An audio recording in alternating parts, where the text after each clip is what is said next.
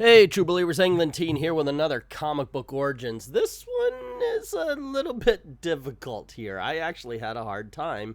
It's not even on Comixology, by the way. Simpsons Comics and Stories. That is the first comic book that had the Simpsons in it, and I was like, oh my gosh, okay. And it's not even on Comixology, and I didn't have it. I thought I had it somewhere, so I thought, wait a second, hold on. Simpsons Comics and Stories, wasn't that an extension of something? Maybe there is where the answer lies. And yes, I was correct. The Simpsons' first comic book appearance wasn't, in fact, in the first Simpsons comic book, Simpsons Comics and Stories. Now, this is a commissioned video, by the way. It was done by Dr. Venkman. Thank you very much. If you would like to commission a video, go on over to Ko-Fi. Just click the link in the description. Pick a topic. You see them coming down there. I've changed a couple of the topics, as a matter of fact. You pick your subject, and we'll get the video to you as soon as possible. Now, the first appearance, in all honesty, was on the Tracy Ullman Show, and we're going to talk about that first. Just understand I have to break this cartoon up in 10-second increments in order to avoid a copyright strike. Well, good night, son. Dad? Yeah? Right away, the first thing to point out is Dan Castellaneta is doing a Walter Matthau impersonation for Homer Simpson because he didn't know who the character was going to be. And, of course, the art. What is the mind? Is it just a system of impulses, or is it something tangible? And that really does sound like a question that Lisa Simpson would ask these days instead of Bart. Relax. What is mind? No matter. What is matter? Never mind. Thanks, Dad. Good night, son.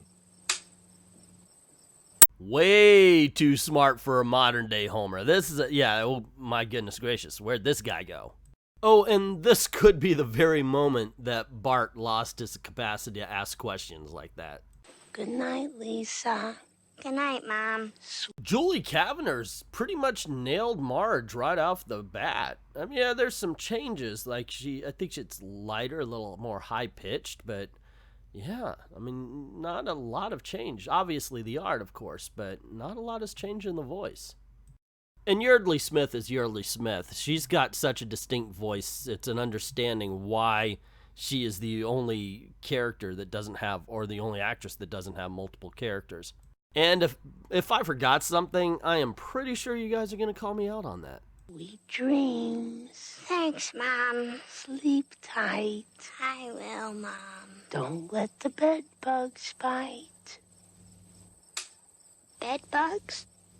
When I was a younger kid, I asked this, my granny, great woman, she passed, but I asked that about, what bed bugs? And then, she started tickling, just having fun with a little kid and all that kind of stuff. And, yeah, I actually didn't believe bed bugs were real until I was a little bit older, far older than I care to admit. Rock-a-bye, baby, in the treetop. When the wind blows, the cradle will rock.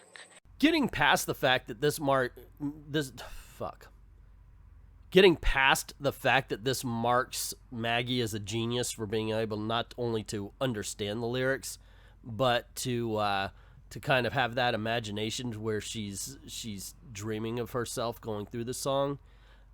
I remember telling my daughter once that you really should listen to the lyrics of your favorite songs. I'll get to that on the next clip. When the bough breaks, the cradle will fall, and down will come baby, cradle and all. The limitations of the art are shown here. I mean, basically the image of the cradle's rocking, but if you look, Maggie never moves. It's a little weak as far as that's concerned. So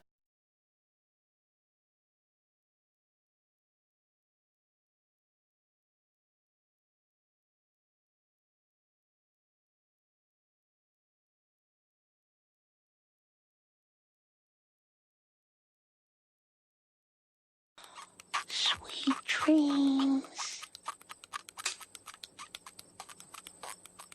Oh, my daughter, I said, you've never listened to, she said her favorite Aerosmith song was a song called Pink.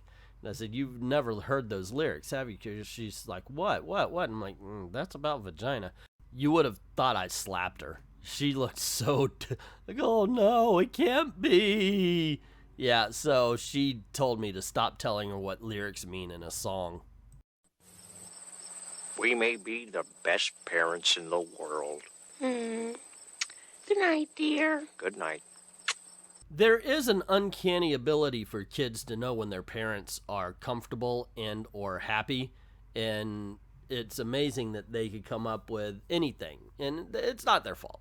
They're kids, but it will mess up that happiness. I did have the kids want to jump in bed. Oh my gosh, I'm scared a couple of times, and that meant I was on the floor. They just turned, tossed, and unfortunately peed way too much.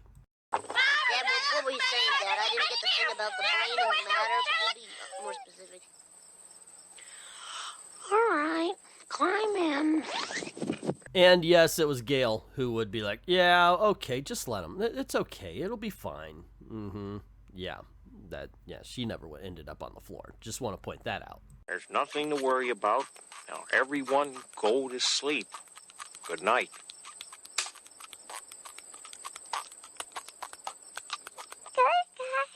Holy Toledo, did we just hear? That was Maggie. That was Maggie saying so. I remember there was a big episode. Maggie's about to say her first words. She said bye-bye in the very first freaking episode. You heard that. That was her. Lisa is way too old. Bye-bye. She was the last one to shut her eyes. I'm telling you, Maggie, they lied to us. Maggie Simpson said her very first words in the very first appearance of The Simpsons. There you go, gang. The very first Simpsons short. It's called Good Night. It aired April 19th of 1987. Yep, and then kaboom. Actually, they started releasing these shorts in with 20th Century Fox movies. When I was a projectionist and even a manager of United Artists Theater down here in Orlando, I remember we would have some on the front of some of the movies. That's how I discovered them, because there was one with Dr. Marvin Monroe. It ended up as a scene in a later episode. Yeah, good stuff. Good stuff. But this is comic book origins. So I had to go out and find out what the first comic book origin was. And when I did, it was Simpsons Comics and Stories. That's what people are calling the first Simpson comic. But 2 years prior, Simpsons showed up as a strip in a magazine called Simpsons Illustrated. And I was like, wait a second, that to me seems like it would be the first appearance. So I grabbed onto that, and here it is. This was Simpsons Illustrated, and this was produced in 1991, this first issue here. And as far as covers go, it captures it, right? I will not read this magazine in class. It's just like the chalkboard gags. Now, the magazine itself, in all honesty, I don't know who it was directed to, because I guess to everybody, but I don't see a lot of kids being interested. There were a whole bunch of articles and stuff, and the Simpsons themselves first appeared on this page right here, where it's, Simpsons Simplified, and it's trying to show you how everybody's related to each other, and obviously they make it the most complicated thing in the world. Now, I could just say, hey, ta-da, here's the first appearance of the Simpsons in comic book form, but this is also kind of like an advertisement, so I don't really count this, although I love the fact that these are the characters so far in 1991, and how many were to come. It's just amazing. And the next thing I saw was actually an advertisement for Krusty Flakes, and I was thinking, would this count? Is it actually in comic book form? Is it actually Krusty, since it really is a joke, and it's a Simpson joke at that, as far as the first appearance of any Simpson character or the Simpsons in a comic book? But there's actually a comic strip, and they do treat it like a comic strip form, but you know what? It does not star the family, and here it is. It does star Krusty the Clown. And since what I do is usually go through the comic, read a little bit of it, here you go. Krusty the Clown. Hey kids, who do you love? Krusty! How much do you love me? With all of our hearts. The cannon, the cannon. We see Sideshow Bob just, the cannon, hooray! We see Sideshow Bob being shot out of the cannon into the floor. Don't blame me, I didn't do it.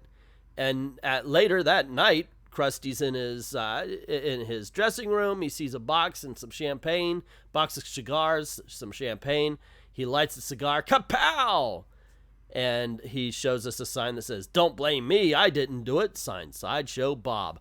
Ladies and gentlemen, the first comic book appearance of Krusty the Clown. I mean, it's a Simpsons cartoon, but there you go. Take that how you will. Frankly, it's kind of lame, to tell you the truth. I didn't think it was all that funny. I don't know. They could have done better. Maybe even actually, since it was the first strip, included The Simpsons, just saying. Now below it, and this is for you 90s kids, Arnold eats his dinner. For thou art the power and the Holy Ghost, amen. Oh, okay, Arnold's religious. Uncle Lars, please pass the peas. How's your new wooden leg? Still hurts, boy. This meatloaf, tasty though. How's your mother? Still working swing shift at the gift shop. She's fine. How was her operation? Uncle Harold is still going back for the remind me of the, and I guess Arnold is thinking everything's a jungle. Arnold, what happened at school today? We went to the zoo. Gosh, these suck. That wasn't funny as, damn. Wow, I feel bad now. I honestly feel bad for them. There was even a second magazine. I mean, like, the cover is good. The cover gives us some actual Simpsons in it, but that strip was bad. I feel violated. I feel Simpson-elated. I've read The Simpsons. I've seen The Simpsons. They're good. That was a horrible comic strip. Even the Hey Arnold, man, wasn't all that great. It really wasn't. Okay, so in the second one, you still get the ads and everything. I like this one, Barney's Bowl-O-Rama and everything, although Barney would be way too drunk to run a bowling alley, but it kind of fits. I did like the idea, if you're late for class and how to sneak in, have a friend cause a distraction, wear dark clothes, just link down in your seat so you can't be noticed, jump in the window, that kind of stuff. That part was kind of cool. So the second comic strip, the Simpsons strip that we got before they actually went all Hollywood and actually did a comic book, the whole 9 yards, was Tales from the Quickie Mart. Welcome to your... No, I'm not going to do that because apparently you can't do an Indian voice. I wonder if Indian people get in trouble for doing Indian voices nowadays. These days, those little college girls, man, they'll get offended for anything and anyone. You never know. Welcome to your first day as productive member of society. Feel free to keep all the empty boxes you unpack. Now get to work, please. Okay, man. I already have 23 Space Mutant 4 cups, says Millhouse. Don't you have the special limited edition Radioactive Man polyvinyl tumbler? No, please try again tomorrow. But you've been saying that for the past 8 weeks. I said no, please vacate the premises and do not be hanging around next to my dumpsters. Howdy, partner. Can you tell me how to get to the old off-ramp inn? Do I resemble Ren McNally to you?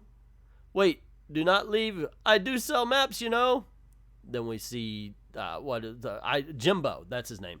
Wow, check out this new issue of Radioactive Man.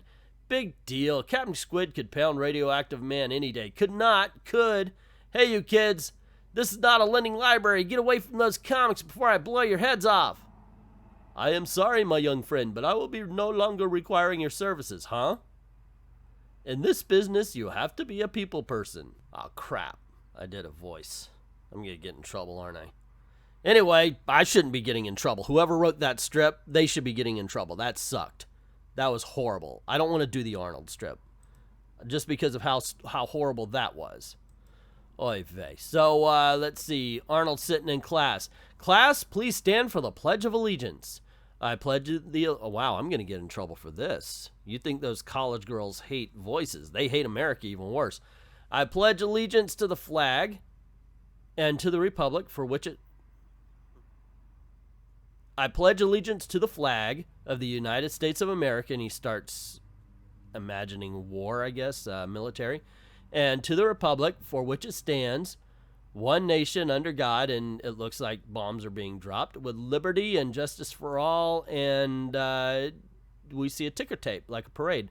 Arnold, do you have a question? His hand is up. His hand was up because he was pretending like he was waving in a parade. All right then, class, open your books to Chapter 13, New World Order. Was that a rip off of on George Bush? Because at the time he was like, we're going to stay for a new world order, you know, that kind of thing. And I don't know. These are bad. My gosh, these are really, really bad. Thankfully, much like the TV show, the Simpsons comics got better. They did. They're damn enjoyable. Unfortunately, much like the Simpsons TV show, they also hit a couple of walls. But you know what? That's just the way it's going to be. If they don't have the actual writers on it, you're going to find some jokes funny, some jokes not so much, and that's the way the Simpsons comics were. That's the way the Simpsons TV show was. But still, when they were on, they're on. And when they messed up, they really messed up, like that freaking these magazines here. Oh my gosh. Anyway, that's the first appearance of the Simpsons, both cartoon and comic. What do you think? Let me know in the let me know in the comments below. Don't forget to click like, share, subscribe, ring that notification bell so you don't miss anything. Cool things happen. The bird is saying, "Hey, ring that bell." Alrighty, he heard me get loud, so he wants to chime in. And if you don't mind helping out the channel, more importantly, if you don't mind helping out that bird, just go on over to Patreon or to Ko-Fi. Drop $1 in the till, help us keep the lights on, help us keep making videos for you. You could even commission a video much like this one. Just go to Ko-Fi, drop $1, or, well, you know what I'm saying. That's a whole nother thing. Go to Ko-Fi, pick a topic, pick a subject. We'll get the video out to you ASAP. Thank everybody who's already done that, and to everyone, all of the true believers. Thank you very, very much for watching.